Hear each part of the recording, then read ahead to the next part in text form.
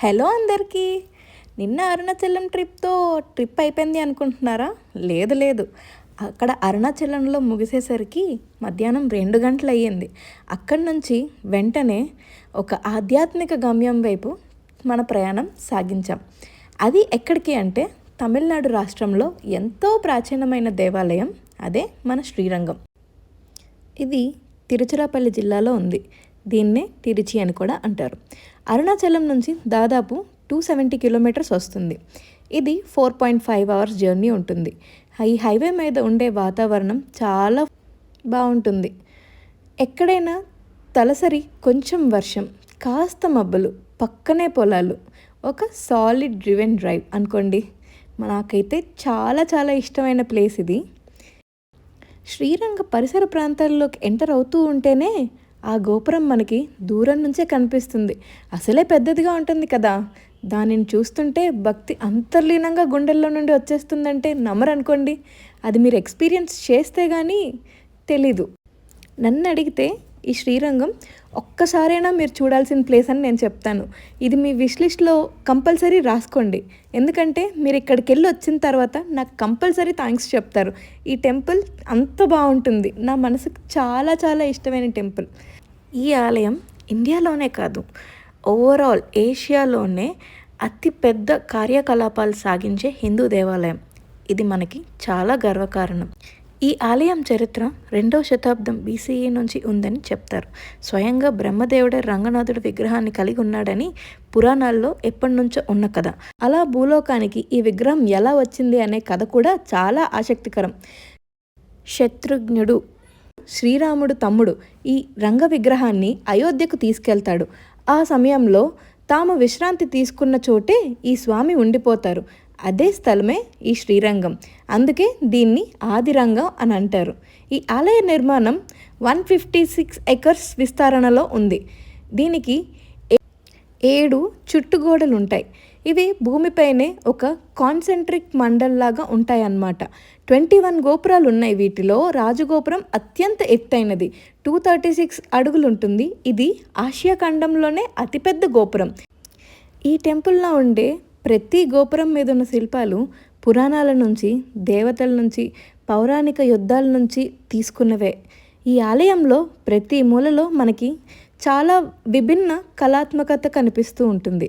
గర్భగుడిలో ఉన్న శ్రీరంగనాథుని విగ్రహం శేషతలపై నిద్రిస్తున్న భగవంతుడి రూపం అద్భుతంగా ఉంటుంది. మీరు కళ్ళతో చూస్తే స్వయంగా ప్రాణం లేని విగ్రహం కాదు, మనతో ఉన్న దైవంలా అనిపిస్తూ ఉంటుంది. నాకైతే అందుకే ఈ టెంపుల్ చాలా స్పెషల్. మీరు అక్కడికి వెళ్ళిన తర్వాత ఒక 10 మినిట్స్ ఆ దర్శనం చేసుకున్నంతసేపు మిమ్మల్ని మీరు మైమర్చిపోతారు. చాలా చాలా బాగుంటుంది నన్ను అడిగితే. అండ్ ఇక్కడ వాతావరణం విషయానికి వస్తే, ఈ వాతావరణం ఒక్కసారి అనుభవిస్తే చాలు, తనలో భగవంతుణ్ణి ఎవరైనా గుర్తిస్తారు. ఈ ఆలయంలో ప్రతిరోజు జరిగే పూజలు ఉత్తరాది సాంప్రదాయాలకు తీరుస్తూ చేస్తారు. పూజ విధానాలు అత్యంత శాస్త్రీయంగా ఉంటాయి. ఆలయంలో వైకుంఠ ఏకాదశి ఉత్సవం అత్యంత ప్రాముఖ్యం కలిగింది. ఈ సమయంలో పరమపద ద్వారం తెరిచి భక్తులని ఆ లోకానికి లాక్కెళ్ళే సూచనగా దర్శనమిస్తారు. లక్షలాది మంది భక్తులు ఆ రోజున వస్తారు. నమ పెరుమల్ ఊరేగింపు కూడా ప్రతి నెల జరిగే పెద్ద కార్యక్రమం. ఇక్కడ గాలి, ఇక్కడి శబ్దం, ఇక్కడి నిశ్శబ్దం కూడా మనల్ని అర్థం చేసుకుంటాయి అనిపిస్తుంది. నేను పర్సనల్గా ఈ ఆలయాన్ని ఎంతో ప్రేమిస్తాను. ఈ ఆలయం మీద ఎంత చెప్పినా తక్కువే. ఇక్కడికి రాగానే మనల్ని మనమే మర్చిపోతాం. భగవంతుని చూస్తున్నామా, మనల్ని చూస్తుంది ఆయనేనా అన్న అనుభూతి కలుగుతుంది. ఇలాంటి స్థలాలు జీవితంలో ఒక్కసారైనా చూడాలి. మీరు మిస్ కాకండి. శ్రీరంగం మీరు జీవితంలో తప్పకుండా చూడాల్సిన క్షేత్రం. ఇప్పుడు మీకు కనిపిస్తున్నదే గోల్డెన్ గోపురం. ఇక్కడే మెయిన్ టెంపుల్. ఈ లోపలే మనకి దేవుడి దర్శనం జరుగుతుంది. ఇదంతా టెంపుల్ తాలూకా ప్రాంగణం. ఈ ప్రాంగణం ఎంత బాగుంటుందంటే, మీరు ఈవినింగ్ టైం వెళ్తే ఆ చల్లటి గాలి చాలా చాలా బాగుంటుంది. ఇక్కడ వీళ్ళు ఇచ్చే ప్రసాదం కూడా చాలా చాలా బాగుంటుంది. ఒక్కసారైనా ఎక్స్పీరియన్స్ చేయాల్సిన టెంపుల్. ఎందుకు ఇన్నిసార్లు చెప్తున్నానో, మీరు ఒక్కసారి టెంపుల్కి వెళ్ళిన తర్వాత ఎక్స్పీరియన్స్ చేస్తే ఇదే విషయం మళ్ళీ మీరు ఇంకో 10 మందికి చెప్తారు. అంత బాగుంటుంది. ఈ టెంపుల్లోనే ఒక 1000 కాలమ్ హాల్ ఉంది. దీన్నే అజ్వర్ మండపం అని కూడా అంటారు.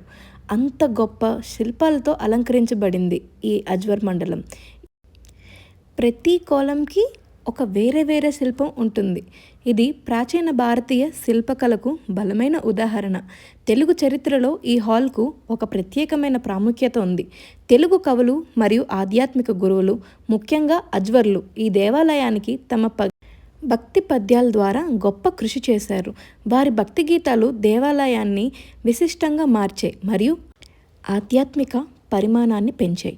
ఈ ఆలయం మరియు అజ్వర్ పద్యాలు తెలుగు భక్తి సాహిత్యాన్ని మరియు దివ్య శాసనాన్ని సాంస్కృతికంగా ప్రభావితం చేశాయి. తెలుగు భాష ఈ ఆలయంలో బలంగా ఉన్నందుకు తెలుగు మాట్లాడే ప్రజలతో ఈ ఆలయానికి ఉన్న అనుబంధం చాలా ప్రగాఢమైనది. మరి మీరు 1000 కాలమ్ హాల్లోకి అడుగుపెట్టినప్పుడు మీరు కేవలం అద్భుతమైన శిల్పకళలనే కాదు, సాంస్కృతిక ఆధ్యాత్మిక సంబంధాన్ని కూడా అనుభవిస్తారు. నైట్ టైం కాబట్టి ఈ 1000 కాలమ్ అయితే క్లోజ్ చేసేసారు.